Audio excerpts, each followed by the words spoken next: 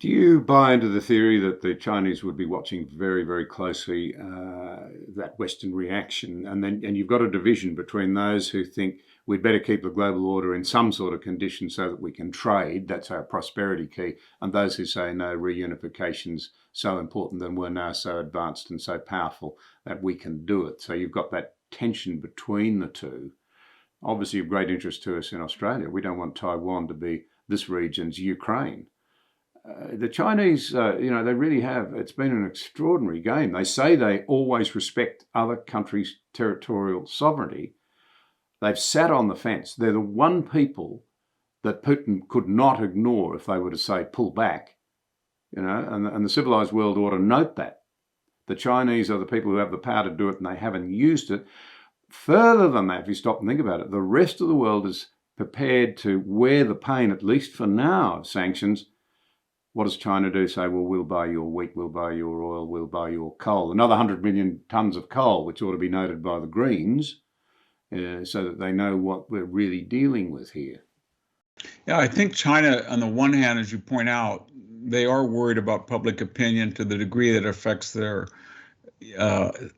accessibility to Western markets and infiltrate Western universities and Western military alliances and ports and the Silken Road and all that. That's all predicated on the nice, happy-faced China that has been unfairly maligned by Western elites. That's their view. But on the other hand, they cannot condemn Russia because that's exactly what they are planning to do in Taiwan. They feel that a country that has native speakers on their borders has innate ties that supersede any international law about a country that declares themselves independent. They don't think Taiwan is independent. Russia thinks that Ukraine was never independent. They feel they have the same language, the same culture, and they're tools of the West to weaken them.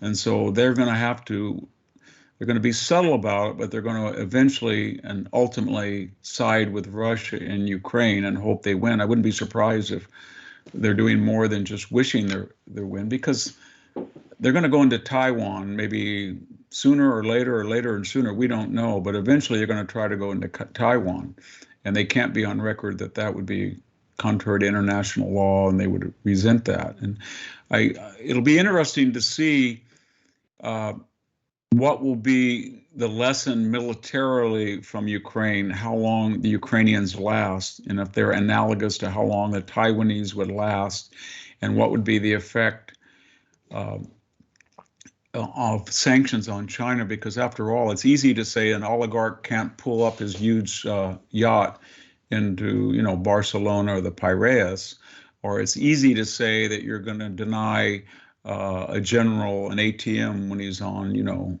vacation in France. But it's quite another thing to tell the Chinese, with all of that money and all of that influence, that they can't do this and they can't do that, when you have so many joint ventures, investments, students, athletes, actors. The whole cultural apparatus of the West is so invested in China that I just don't think we would be very effective trying to do to China what we're doing pretty successfully with Russia. Russia's so small and it's so despised anyway.